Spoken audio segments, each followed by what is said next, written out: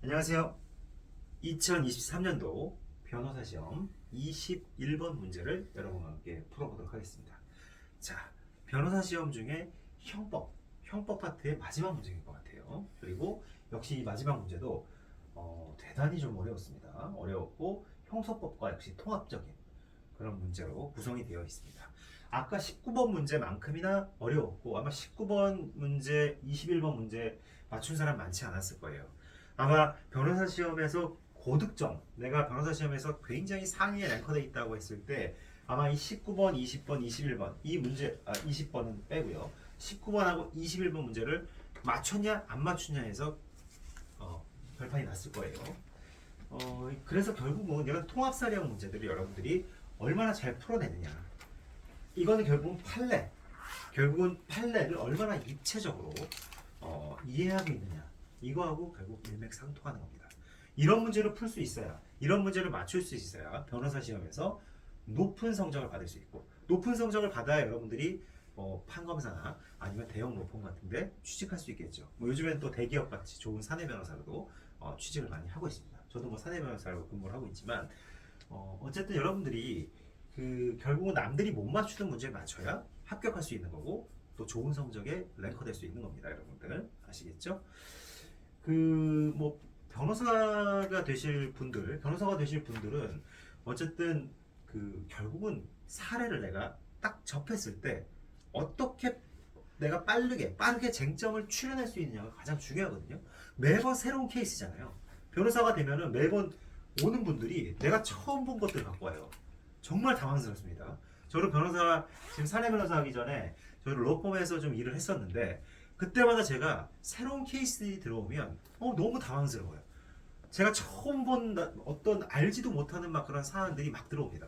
그거를 내가 그 당시 바로 증문즉답은 못하더라도 내가 그거를 검토하면서 쟁점들을 추출해낼 수 있어야 돼요. 그 사실관계를 보고 이거는 어느 법령이 적용되겠구나. 그 법령이 적용되고 이 판례가 적용될 수 있겠구나. 이 사안은 이렇게 접근해야 되겠다. 결국은 내가 가지고 있는 법령, 내가 가지고 있는 판례를 중심으로 해서 내가 사안의 얼개를 잡아야 되고 재구성을 해야 돼요. 유리하게. 그리고 그렇게 재구성을 한 상태에서 상대방의 약점을 파고들고 그 부분을 공격해야 되는 거예요. 이게 변호사예요. 유능한 변호사는 쟁점을 얼마나 빠르게 추출하고 그 빠르게 추출한 쟁점에 적용된 법령과 판례를 얼마나 빠르게 리서치하느냐. 여기에 달려있는 겁니다, 여러분들. 글을 잘 쓰는 것도 중요한데 제일 중요한 건 쟁점을 잘 찾아내야 돼요. 글이라고 하는 거는 하루아침에 이렇게 늘 수 있는 부분이 아니에요, 여러분들. 타고날 때부터 잘 쓰는 사람도 있지만 이 책을 많이 안 읽거나 아니면 이렇게 글을 많이 안 써보신 분들은 문장력이 많이 떨어질 수밖에 없어요. 근데 그거는 훈련과 트레이닝을 통해서 점점 키워나가는 거예요. 하지만 이 쟁점, 판례 이런 것들 찾아내는 것은 여기 수험에서부터 시작되는 거예요. 이런 수험 문제를 풀 때부터 내가 스스로 생각하면서 쟁점과 판례를 쭉쭉 뽑아낸다면 아마 나중에 실무에 투입돼서도 충분히 그런 훌륭한 능력을 발휘하실 수 있을 거예요. 비단 변호사뿐만 아니라 경찰도 마찬가지예요.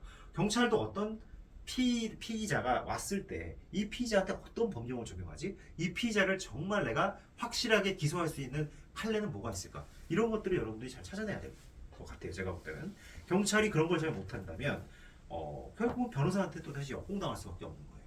그래서 결국은 여러분들 이 법조인 그리고 여러분들 이 어떤 법을 다루는 사람은 가장 중요한 것이 뭐다? 지식이에요. 지식. 내가 얼마나 많은 법령과 판례를 알고 있는지 그리고 내가 얼마나 빠르게 그걸 찾아낼 수 있는지 이런 능력이 있어야 된다는 거예요. 그게 없이는 여러분들 훌륭한 법조인, 수사관이 될 수 없는 겁니다. 아시겠죠? 네, 그래서 글이라고 하는 것은 계속 연습해야 되는 거예요. 계속 연습하고 내가 자꾸 써봐야 되고 남이 잘 쓴 거는 또 똑같이 전사해서 써보고 그런 각고의 노력이 필요합니다, 여러분들. 그런 노력은 계속 트레이닝을 해야 돼요. 가만히 있는다고 늘지 않아요. 여러분들이 수많은 페이퍼를 써보면서 늘고 발전하는 거예요. 아시겠죠? 그래서 여러분들 결코 이 길이 합격했다고 해서 장밋빛이 그대로 시약하고 펼쳐지지 않아요. 여러분들 또 각고의 노력을 해야 됩니다. 정말 힘든 직업이고 여러분들 만만한 직업이 아닙니다. 다른 사람의 인생을 결정할 수 있는 직업은 그렇게 쉬운 직업이 아니에요. 여러분들 의사 선생님들도 굉장히 힘들죠? 수술하는 거 보셨어요? 얼마나 힘든지? 17, 18시간을 수술을 하는데 그 자리에서 한 땀 한 땀 다 해야 돼요. 그렇기 때문에 존경받고 그렇기 때문에 여러분들이 이렇게 의사 선생님이 되려고 하는 거예요.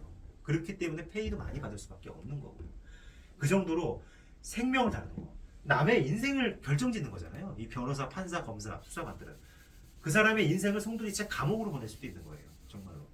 이렇게 위험하고 이렇게 어마어마한 일을 하는 사람이라면 당연히 각고의 노력을 할 수밖에 없겠죠. 어떻게 쉽게 할 수 있겠습니까? 여러분들. 세상을 너무 쉽게 생각하시면 안 돼요.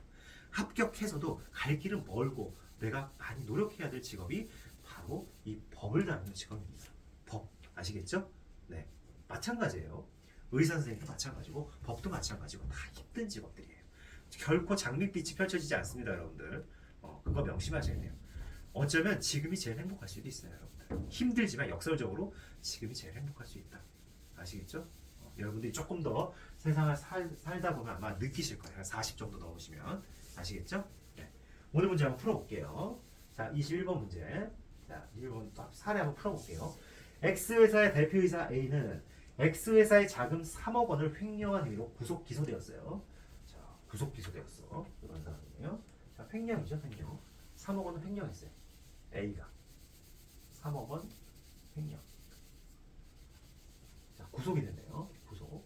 A의 변호인 가구 구치소에서 의뢰인 A를 접견하면서 선처를 받기 위해서는 횡령금을 모두 X회사에 반환한 것으로 해야 된다. 자, 3억을 횡령했기 때문에 네가 이 횡령금을 모두 X회사에 이 횡령금을 모두 X회사에 반환한 것으로 이렇게 해야 된다는 거예요. 이래야 네가 선처받을 수 있다는 거예요. 그러니까 근데 뭐죠? 너 지금 돈 없잖아. 반환할 돈이 없으니까 너의 지인 을의 도움을 받아서 X회사 명의 은행 계좌로 돈을 입금한 다음에 이를 돌려받는 이른바 돌려막기 방법을 한번 사용하자 이렇게 얘기한 거예요. 을의 도움을 받아서 그러니까 을이 먼저 돈을 넣고 다시 빼가지고 돌려주는 거죠. 이렇게 되는 거예요. 며칠 후 갑은 을을 만나 이러한 방법을 설명하고 을을 안심시키기 위해 민형사상 아무런 문제가 되지 않는다. 이거 중요합니다. 을을 안심시키기 위해 민형사상 아무런 문제가 되지 않는다는 내용의 법률 의견서를 작성해 줬다는 거예요. 갑은. 이 갑은 뭐죠? 변호사잖아요. 변호사. 이 변호사가 아주 좀 굉장히 고약한 사람이네요. 그죠? 자, 이렇게 했고 이렇게 변호사가 윤리적으로 문제가 있으면 안 돼요. 변호사는 사회 정의를 위해서 일하는 사람입니다. 절대로 변호사는 돈 벌려고 이런 파렴치한 행위를 하는 사람이 아니에요. 여러분들 항상 한번 명심하십시오. 그것이 변호사라는 직업 윤리의 아주 중요한 특성입니다. 자, 그 다음에 이러한 갑과 을의 모의에 따라 을은 5차례에 걸쳐 X회사에 돈을 입금했어요. 은행으로부터 받은 입금 확인증 5장. 입금 확인증 5장. 을이 먼저 딱딱딱딱딱 5번 입금한 거예요. 을 3억 원 딱 입금한 확인증이 딱 나오면 찍히겠지, 은행으로부터. 그리고 얘들 갑에게 전달한 거예요. 아, 갑은 신났죠. 자, 이거 봐라. 내가 횡령한 거 다 갚았지 않았냐. 입금 확인증 5장. 자, 은행에서부터 줬잖아. 사실은 을이 다 꽂은 거죠. 을이 합의해가지고 모종에 합의를 해서 갑은 A 제1심 재판부에 이를 제출하면서 횡령금 전액을 X회사에 반환하였으니 선체해달라는 취지의 변론 요지서를 작성했고 그다음 보석 허가 신청도 했어요. 이에 대해 제1심 재판부는 A에 대해서 보석 허가 결정을 했다는 거예요. 자, 보석과 관련된 부분. 보석과 관련된 부분이 형사소송법상의 쟁점이 되겠죠. 그죠? 자, 쭉 한번 지문 볼게요. 자, 이게 유명한 판례를 가지고 만든 문제예요. 자, 첫 번째 한번 보면 증거 위조죄에서 말하는 증거에는 범죄 또는 징계 사유의 성립 여부에 관한 것뿐만 아니라 형 또는 징계의 즉 성립뿐만 아니라 중요한 거죠. 잠깐만요. 요거를 성립뿐만 자, 요거 보시면 메모 키고 이렇게 보시면 성립뿐만 아니라 경중과 관계에 있는 정상을 인정하는 데 도움이 될 자료까지도 다 포함한다는 거예요. 따라서 이 윗금 확인증 뭐죠? 입금 확인증은 경중과 관계된 거잖아요. 이 사람이 이미 횡령 범행을 저지른 거를 어떻게 지금 되돌릴 수는 없는 건데 내가 그 횡령한 돈을 다 갚았다 회사에. 경중, 그러니까 좀 약하게 처벌해줘 선처를 구한다고 그런 거잖아요. 이런 것들도 증거 위조죄에 그친 증거에 해당된다는 거예요. 네, 맞습니다. 두 번째, 증거 위조죄 성립 여부와 관련하여 증거 위조죄가 규정한 증거의 위조란 증거 방법의 위조를 의미하는 것이 아니므로 위조에 해당하는지 여부는 증거 방법 자체를 기준으로 하여야 하는 것이 아니라 그것을 통해 증명하려는 사실이 허위인지 진실인지 여부에 따라 결정된다. 이게 틀린 거예요. 여기서 증명을 하는 거는 지금 허위죠. 허위. 가짜잖아요. 나중에 돌려받게 할 거잖아요. 결국 을한테 다시 다 돌려줄 거 아니에요. 갑이 빼가지고. 그죠? 이거는 증거 방법 자체의 허위는 없어. 근데 뭐죠? 증명하려는 사실은 분명히 허위라는 거예요. 근데 우리 판례는 증명하려는 사실이 허위인지 진실인지 중요하지 않아. 증거 방법 자체가 위조가 됐느냐 안 됐느냐인데 이건 뭐죠? 입금 확인증? 입금 확인증 나 진짜 돈 들어간 거잖아요. 을이 진짜 돈 쏜 거잖아요. 돈 써서 그 5장 입금 확인증 3억 원을 딱 만들어낸 거잖아요. 증거 방법이 위조된 건 아니란 말이에요. 따라서 증거 위조죄에는 해당되지 않는다는 그런 입장이에요. 판례는. 조금 좀 이해는 안 되는데 어쨌든 그렇게 됩니다. 그러다 보니까 3번 뭐죠?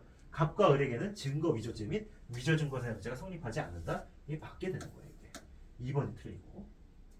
자, 그다음에 이제 4번 5번 볼게요. 자, 4번 5번은 바로 형사소송법 쟁점입니다. 형사소송법 쟁점.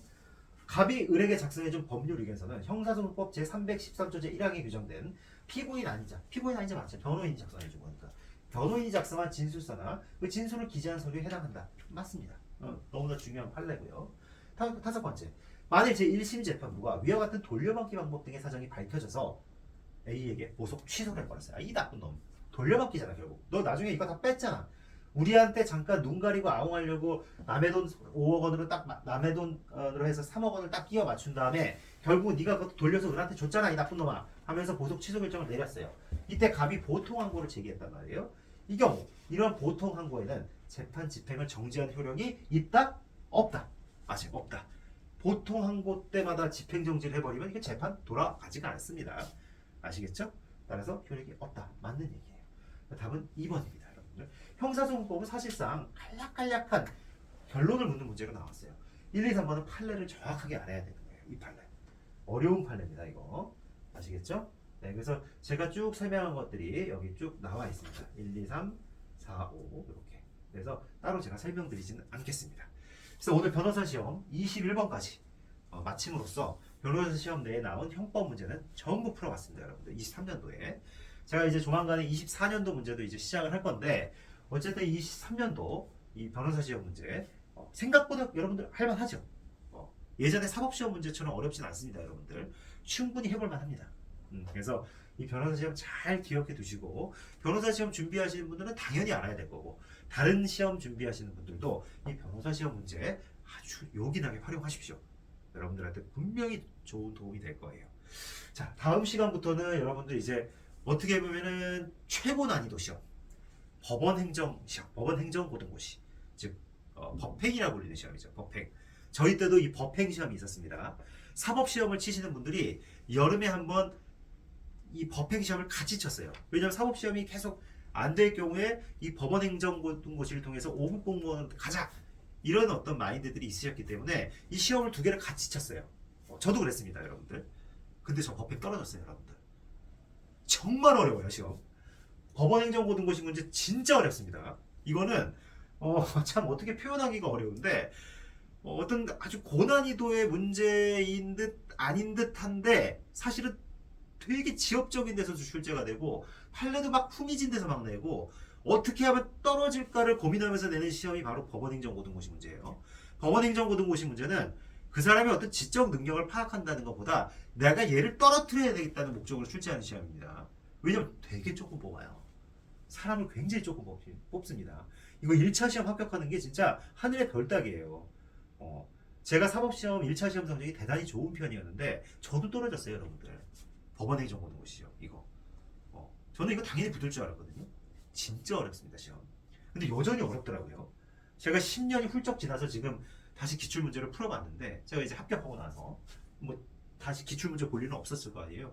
그래서 제가 굉장히 오랜 시간이 흐른 후에 시험 문제를 다시 봤는데 여전히 되게 어려워요. 저번인가 한번 제가 이 교재 만들면서 이 법행 문제를 풀다가 다 틀리는 거예요, 제가. 그래서 제가 되게 자괴감에 빠졌어요. 내일 강사해도 되나 이거? 정말 너무 슬프더라고요. 아니 왜 이렇게 어려운 건지. 여러분 진짜 어렵습니다. 법원행정고등고시 문제. 굉장히 지엽적인 문제도 많아요. 근데 또 좋은 문제도 가끔 있어요. 그러니까 여러분들 그런 것들은 잘 취사해서 여러분들의 수험에 적극적으로 활용하시면 좋을 것 같습니다. 아시겠죠? 네, 다음 시간부터는 법원행정고등고시 문제 여러분과 함께 하도록 하겠습니다. 오늘 수고 많으셨습니다. 감사합니다.